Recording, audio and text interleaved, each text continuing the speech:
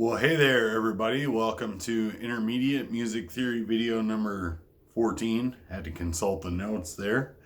In this video, we're going to cover all the seventh chords as they fall in a major key. I believe I've talked about this in another video, but I'm trying to put stuff in the correct order. When I started this channel, I just kind of started slinging stuff out there, and I was like to kind of put it in a chronological order now, to where when somebody in the future were to find the videos and they watch them in order, it would kind of make a little bit more sense.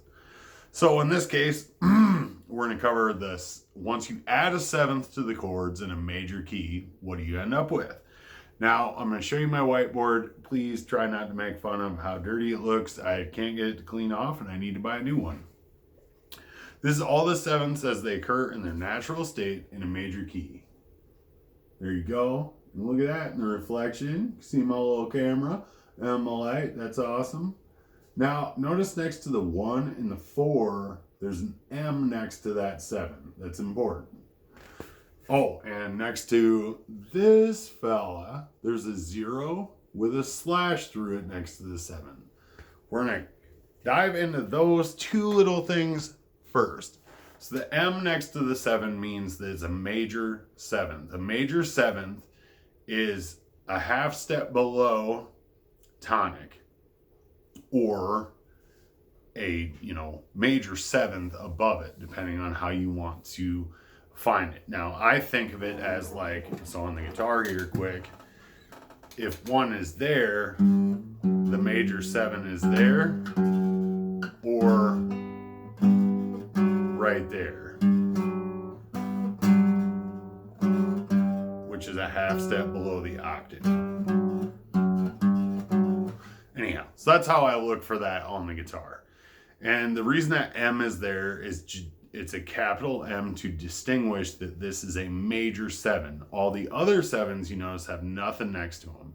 That means if there's just a 7 with nothing next to it, that means it's going to be a minor 7th. A minor 7th on the guitar is, it's in the same position up 2 strings from the root, or down a whole step from the octave, you can think of it that way, or down a whole step from the root. The reason I say it can be also down a whole step from the root is once you start to maybe use chord inversions, if the 7th is then, if you invert it to where the 7th is the lowest sounding note, it's good to know where it lands from the root of the original chord. Okay, and it's good to have an idea of just a default shape, right? So that's a minor 7. Until you get to the funny string, and then they're off a half or a fret from each other.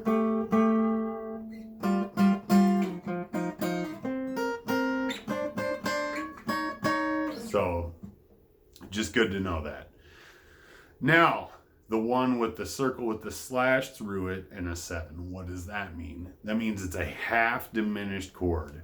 Half diminished means that the chord is, the core of it is a diminished chord, which means a minor 3rd and a minor 3rd from the root, which is this shape. If you extend it out, okay.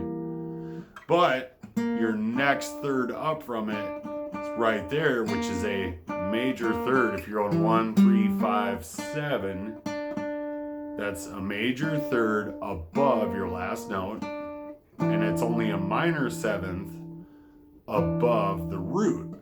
Okay, so then you've got that chord, which is built from a minor 3rd, major 3rd. And it's called half diminished because there's another chord that exists that's built off minor 3rd, minor 3rd, and that's fully diminished. Circle with the slash through it just tells you that the flavor of the 7 on this fella is gonna be a minor 7th, and the chord is not built up entirely of only minor 3rds. That's what that's telling you. So that's what I wanted to cover quick. And so the way you saw it on the whiteboard is the 1 chord has a major 7th, it's a major chord with a major 7. The 2 chord and the 3 chord, both minor chords with minor 7ths. The 4 chord, major chord with a major 7th. The 5 chord, dominant, is a major chord with a minor 7th, and that's where you get that killer dominant sound.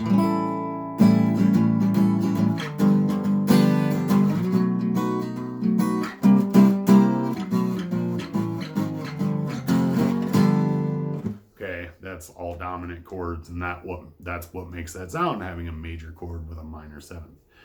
6 chord is a minor chord with a minor 7th. And then the 7 chord is always a half diminished chord with a minor 7th. And that's now I said always, and that's when you're using a major key in its natural state and you alter nothing.